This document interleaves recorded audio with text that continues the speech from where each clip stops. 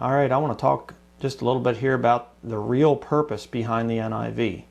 Okay, one of the real purposes. Of course, we know that the real purpose, the true purpose, is to be a counterfeit and replace the King James Version.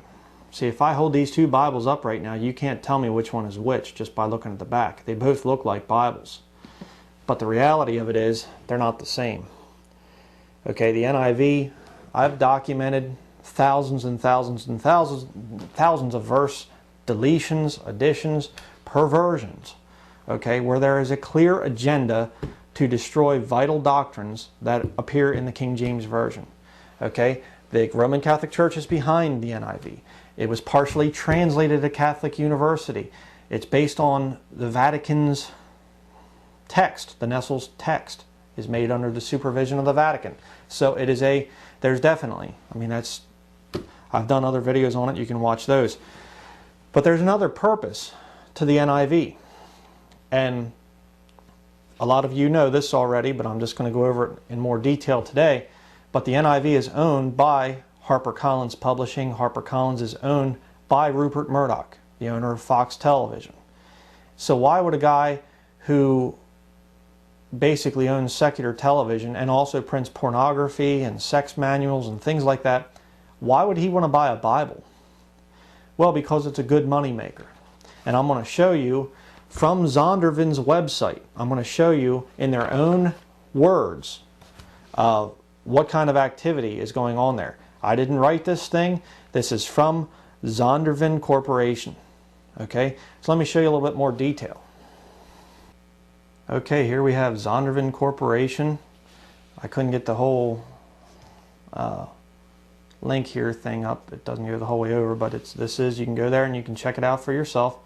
Zondervan.com. Statistics. Wholly owned subsidiary of Harper Collins Publishing Incorporated. Sales, 160 million. Okay, there you go. That's your reason for the NIV. Makes a lot of money. But let me show you some of the stuff down here. 1987 is when Harper & Row buys Zondervan in the aftermath of the takeover attempt. Zondervan ultimately becomes a subsidiary of Harper Collins. 2002, Rick Warren's The Purpose-Driven Life is published by Zondervan. Rick Warren is a member of the CFR. He is a stooge of the New World Order, basically. 2004, a gender-neutral edition of the NIV causes controversy. Actually, it was before that. 2001 is when the TNIV New Testament first came out. 2005 is when the whole Bible came out. Okay, and look at this one. 2005, Rolling Stone magazine causes a media firestorm after refusing a Zondervan ad. That's right. The NIV people wanted to advertise in Rolling Stone magazine, and Rolling Stone said, no, we don't want Bibles in our magazine. And I can't say that they sued them, but they basically put pressure on until Rolling Stone had to put Zondervan ads for the TNIV in their magazine. Just unbelievable what these people will go to sell Bibles. Okay, now it says, down here it says about the history and things. It says, extending its reach beyond the evangelical market with such bestsellers as Rick Warren's The Purpose-Driven Life and the Veggie Tales books for children. I'm going to do more on the Veggie Tales in the future, some problems I have with that. But it says here, the nation's leading Bible publisher, speaking of Zondervan, and continues to develop products for its evolving Christian market. Okay, right there, I got a big problem with that. Christianity is not, right today, modern Christianity in America and around the world does not resemble what was in the book of Acts and even in the Bible. This thing called modern Christianity is not scriptural. It's wicked. It is the great falling away of the end times. Okay, but here it says the following year, 1971, Zondervan made an investment in the financially troubled International Bible Society's translation of the New International Version of the Bible, a move that would later repay itself many times over. Isn't that amazing? The NIV, right from the very beginning, was in financial trouble, and it was bought out by Zondervan, and they had to promote it then. But it says, it isn't, and God really blessed us. No, they don't talk that way. It repays itself many times over. Boy, it was a good moneymaker. They write just like lost people. And there's a reason for that. With the NIV also came the opportunity to create many derivative works, such as concordances and study materials. Cha-ching, cha-ching. Ruckman's Law, if it don't make sense, there's a buck in it. Yeah, all of which found a ready market. Why would they do this? Why would they be doing all this? Because there's money in it. That's why. Here we have when the company was finally sold over a year later for $56.7 million to Harper and Row. $56.7 million, that's good money there.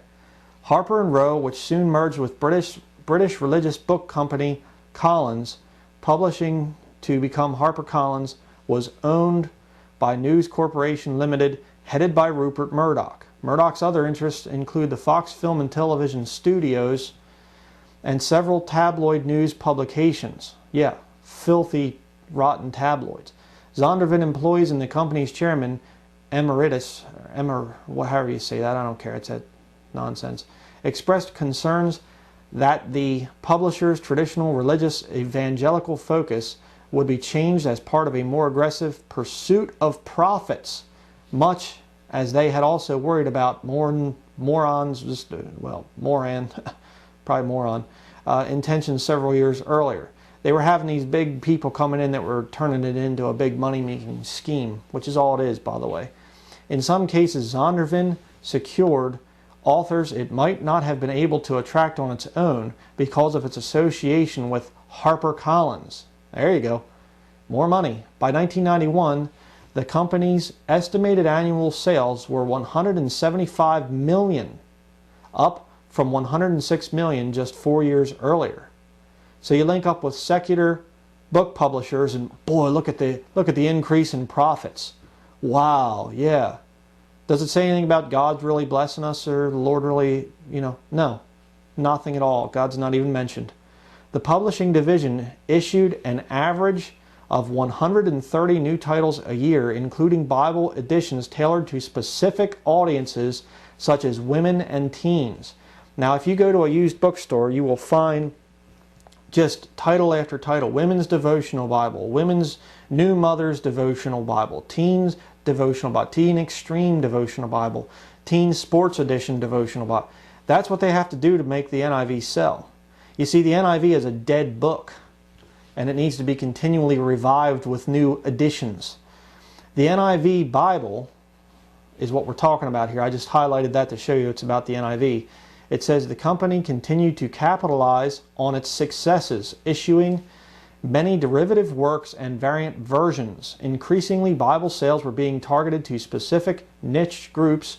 One method of repackaging the NIV was to create a devotional Bible, which added numerous prayers and commentaries directed toward a specific audience, such as mothers with young children or retirees. In late 1994, the Christian Booksellers Association's sales chart of best-selling Bibles, which had been topped by the NIV for several years, saw Zondervan's products holding all of the top 10 slots. It was estimated that 45% of all Bibles sold were NIVs, especially those directed to niche markets such as women, teens, and children.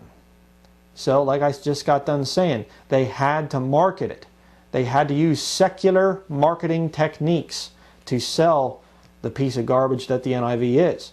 Zondervan's former chain of bookstores, reported shipping more than $200,000 worth of King James Bibles back to publishers. Gee, I wonder why.